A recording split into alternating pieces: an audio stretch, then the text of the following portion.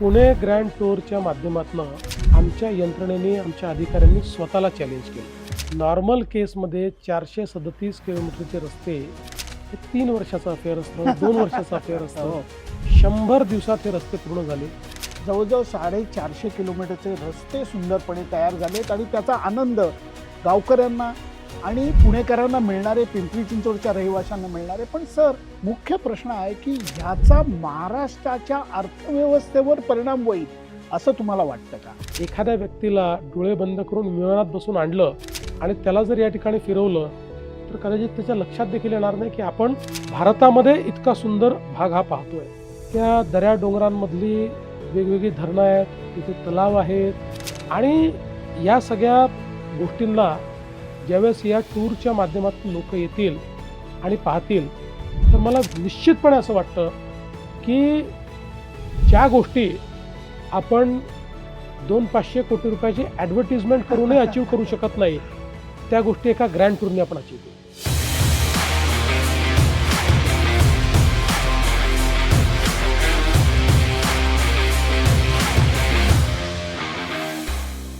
नमस्कार खेळप्रेमींनो, मित्रमैत्रिणींनो, कसे आहात तुम्ही सगळे? पुणे ग्रँड टूर अगदी काही दिवसांवरती आलेली आहे. हे ऑर्गनाईज करणाऱ्या 5 महत्त्वाच्या अधिकाऱ्यांची आपण गप्पा मारलेल्या आहेत, परंतु एक त्याच्यातला सर्वात महत्त्वाचा अधिकारी राहिलेला होता.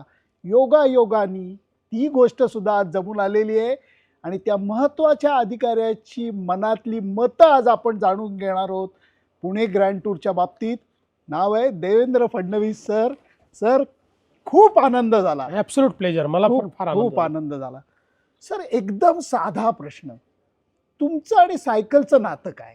खरं म्हणजे माझं आणि सायकलचं नातं लहानपणी सुरू झालं. कारण म्हणजे जेव्हा आम्ही लहान होतो तेव्हा सायकल मिळणं म्हणजे आपण थोडं मोठं झाल्याची ती एक साईन होती. आणि मग शाळेमध्येही सायकलने जायचो आणि त्या काळामध्ये मला आठवतं की एअर शोज व्हायचे. तर ते एअर शोज पाहिल्यानंतर आम्ही सगळे मित्र इन्स्पायर व्हायचो आणि सायकलनी फॉर्मेशन्स करायचो ते एअर शो सारखे. आणि कोणी पाहायला तर येणारच नव्हतं, पण आमच्या स्वतःला फार आनंद व्हायचा. अशा म्हणजे सायकलनी कुठे फिरायला जाणं, पिकनिकला जाणं, अशा अनेक गोष्टी सायकलनी करायचो. त्यामुळे कॉलेजपर्यंत सायकल ही रेग्युलर होती. मग स्कूटर वगैरे जरा, मग मोटरसायकल चालवायला लागलो आणि त्यानंतर मग सायकलशी संबंध थोडा कमी झाला. मग तो आला थोडा फिटनेसच्या दृष्टीने सायकलशी संबंध. म्हणजे मग जिममधली सायकल, मग थोडी बाहेर कधीतरी फिरायला जाणारी सायकल, अशा पद्धतीने तो राहिला. अजूनही जेव्हा जेव्हा मला असं वाटतं की थोडं फिटनेसचं ते काय परमनंट नसतं आपलं, पण कधीतरी असं अचानक हे चढतं आहे की बाबा फिट व्हायचं आहे त्यावेळेस सायकल आठवते. काय खरोखर नातं असतं सर, कारण पहिलं वाहन असतं आपलं ते. एक्झॅक्टली. आणि त्याच्याशी जी नाळ जोडली गेलेली बिलकुल. असते ती कधीच जात नाही. त्याच्यात खरं बालपण दडलंय असं मला वाटतं. तुम्हाला एक अजून मजेची गोष्ट सांगतो की माझा भाऊ आणि मी असे आम्ही दोघं जण होतो. आमची एक चुलत बहीण देखील आमच्याकडे असायची. तर म्हणून सायकल घेताना एक जेंट्स सायकल घेतली होती, एक लेडीज सायकल घेतली होती. बरं. आणि मग आमचं त्याच्यात भांडण व्हायचं की मी लेडीज नाही चालवणार, मला जेंट्स सायकल पाहिजे. तर मग कोणाच्या हिस्स्याला जेंट्स सायकल येते दोघांपैकी, असा विषय असायचा त्या काळात. काय आठवणी असतात खरोखर. सर, या पुणे ग्रँड टूरच्या निमित्ताने जे हा जो प्रवास राहणार आहे या स्पर्धेचा, आमूलाग्र बदल झाले. जवळजवळ 450 किलोमीटरचे रस्ते सुंदरपणे तयार झालेत आणि त्याचा आनंद गावकऱ्यांना आणि पुणेकरांना मिळणारे, पिंपरी चिंचवडच्या रहिवाशांना मिळणारे. पण सर, मुख्य प्रश्न आहे की ह्याचा महाराष्ट्राच्या अर्थव्यवस्थेवर परिणाम होईल असं तुम्हाला वाटतं का? सगळ्यात पहिली गोष्ट म्हणजे एक प्रिन्सिपल आहे, चॅलेंज युअर सेल्फ. आणि पुणे ग्रँड टूरच्या माध्यमातून आमच्या यंत्रणेने, आमच्या अधिकाऱ्यांनी स्वतःला चॅलेंज केलं. नॉर्मल केसमध्ये 437 किलोमीटरचे रस्ते हे 3 वर्षाचा अफेअर असतं, 2 वर्षाचा अफेअर असतं. 100 दिवसात हे रस्ते पूर्ण झाले. त्या रस्त्याची क्वालिटी आणि स्टँडर्ड हे कुठल्याही आंतरराष्ट्रीय स्टँडर्डपेक्षा कमी नाही, किंबहुना त्याहीपेक्षा ते चांगले आहेत. त्याचा सरफेस, त्याचा इंडेक्स, जेवढी मानकं आहेत त्या सगळ्या मानकांवर ही रस्ते पूर्ण उतरतात. आणि आता ही रस्ते झाल्यानंतर केवळ पुणे ग्रँड टूर पुरतं ही रस्त्यांची मर्यादा नाही आहे. पुण्याच्या पर्यटनाला, पुण्याच्या व्यवसायाला, पुण्याच्या मॅन्युफॅक्चरिंगला पुणे एक प्रकारे सप्लाय चेनचं सेंटर आहे. त्यामुळे सप्लाय चेन म्हणून पुण्याला याचा खूप मोठा उपयोग होणार आहे. एक प्रकारे हे रस्ते पुण्याची पुढची वाटचाल डिफाईन करणारे आहेत. कारण एक तर अशा भागामध्ये रस्ते झाले आहेत की जो फार सिनिक एरिया देखील आहे. दुसरं, ही जी सगळी गावं या रस्त्यांमुळे ती जोडलेलीच होती, पण आता ती अशा पद्धतीने जोडली जात आहेत की बिझनेस वाईज किंवा लॉजिस्टिक वाईज या गावांना त्याचा मोठा फायदा मिळणार आहे. त्यांच्याही, कारण हा सगळा भाग जो आहे इथला शेतकरी हा होतकरू आहे, तो आपला शेतमाल एक्सपोर्ट देखील करतो, त्यामुळे त्याला त्याचाही फायदा मिळणार आहे. ओव्हरऑल तुम्ही जर म्हटलं तर एक मल्टिप्लायर इफेक्ट या रस्त्यांचा होणार आहे. आणि सगळ्यात महत्त्वाचं, या रस्त्याने आमच्या यंत्रणेचा कॉन्फिडन्स वाढवला आहे की आपण स्वतःला चॅलेंज करू शकतो आणि आपण डिलिव्हर करू शकतो. सर, क्रिकेटच्या भाषेत सांगतो की इतका जबरदस्त स्ट्राईक रेट होता, करेक्ट, जो वाटत होतं की कसा अचीव करणार, पण शासन आणि प्रशासन एकत्र आलं आणि ती इच्छाशक्ती असली तर काय होऊ शकतं याचं हे रूप आहे. सर, क्रिकेट देवाच्या कृपेने मी जग फिरलोय आणि जेव्हा बाहेर फिरून मी महाराष्ट्रात येतो आणि परत इकडं भटकायला लागतो, काही कमी नाही हो सर. समृद्ध वारसा आहे, पाण्याचे सुंदर साठे आहेत, संतांची भूमी आहे, शिवरायांचे पाऊलखुणा आहेत. कुठेही आपण या क्षेत्रात कमी नाही आहे. समृद्ध वारसा आहे सर. तो जगापुढे एका छान पद्धतीने मांडण्याचं, ते प्रतिबिंब उमटवण्याची ही सुवर्ण संधी असं वाटतं का? 100% सुवर्ण संधी आहे. बघा, अशा प्रकारचा एखादा ग्रँड टूर जो असतो हे खेळापुरतं मर्यादित नसतो. त्याचा जो मल्टिप्लायर इफेक्ट आहे तो तुम्हाला एक डेस्टिनेशन म्हणून त्या ठिकाणी एस्टॅब्लिश करतो. जगाच्या पाठीवर टुरिझममध्ये जे डेस्टिनेशन्स तयार झालेले आहेत त्या प्रत्येक डेस्टिनेशनला एक युनिक अशा प्रकारचं फीचर आहे. ते फीचर फिक्स डेटमुळे सगळ्यांना त्या ठिकाणी आणतं आणि तिथनं ते टुरिझम करता त्याचा एक मल्टिप्लायर इफेक्ट उभा होतो. या ठिकाणी हेच होणार आहे. कारण जसं तुम्ही सांगितलं की इतकी सिनिक ब्युटी आहे या ठिकाणी, विशेषतः पश्चिमी घाटामुळे. आणि माधव गाडगे साहेब नुकतेच गेले आहेत, त्यांना आपण श्रद्धांजली देऊया.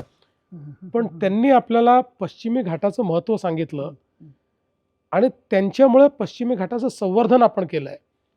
आणि आज आपण पाहू शकतो, अनेक वेळा वेगवेगळ्या देशांमध्ये आपण जातो, एखाद्या व्यक्तीला डोळे बंद करून विमानात बसून आणलं आणि त्याला जर या ठिकाणी फिरवलं तर कदाचित त्याच्या लक्षात देखील येणार नाही की आपण भारतामध्ये इतका सुंदर भाग हा पाहतोय.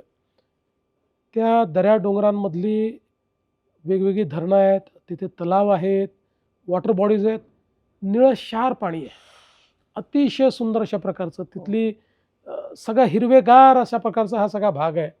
इतके सुंदर डोंगर आहेत. आणि या सगळ्या गोष्टींना ज्यावेळेस या टूरच्या माध्यमातून लोक येतील आणि पाहतील तर मला निश्चितपणे असं वाटतं की ज्या गोष्टी आपण 200-500 कोटी रुपयाची ॲडव्हर्टिजमेंट करूनही अचीव करू शकत नाही, त्या गोष्टी एका ग्रँड टूरने आपण अचीव करू. कारण हे पर्यटनाला चालना जी मिळते, मी म्हणतो सायकलचं चाक हे आयुष्याला गती देतं, तसंच हे या पर्यटनालाही एक जबरदस्त सर गती एकदम देणार. आणि तुम्ही बघा, 40 देशामध्ये थेट प्रक्षेपण आहे. हो. त्यामुळे आणि दुसरं, सायकल आणि अशा प्रकारचं ग्रँड टूर हे जगभरात इतके प्रसिद्ध आहेत की लोक याला येतातच. जागतिक एक फॅन फॉलोईंग याचं आहे की जे लोक इथे येतातच. त्यामुळे निश्चितपणे मला असं वाटतं की यातनं इतकं मोठं एक मॅग्नेट आपण तयार करतो की जे आज आपल्याला लक्षात येत नाही आहे. पहिल्या ग्रँड टूरपेक्षा दुसरा ग्रँड टूर होईल त्यावेळेस आपल्याला त्याचं अधिक महत्त्व लक्षात येईल आणि मग हळूहळू तो जसा होत राहील तसं त्याचं महत्त्व अधिक अधोरेखित होत जाईल. हे कॅलेंडर चालू राहणार आहे, 100% चालू राहणार. सर, एक मला नागरिक म्हणून मी म्हणतोय, शासन प्रशासन यांनी एकत्र येऊन एक शिवधनुष्य पेलून दाखवलंय. कारण जी गोष्ट आपण म्हणतो की अरे वाट बघतोय कधी होईल कधी होईल, ती 6 महिन्यात करून दाखवलेली आहे. आणि गावागावातला ज्या 120-30 गावामधनं ही शर्यत जाणार आहे, तिथल्या लोकांचा आत्मविश्वास वाढलेला दिसतोय त्या लोकांशी बोलल्यानंतर. पुणेकर असू देत, पिंपरी चिंचवडकर असू देत, नंतर बारामतीकर असू देत, सासवडकर असू देत, सिंहगडची लोक असू देत. सर, या नागरिकांकडनं तुमची अपेक्षा काय आहे?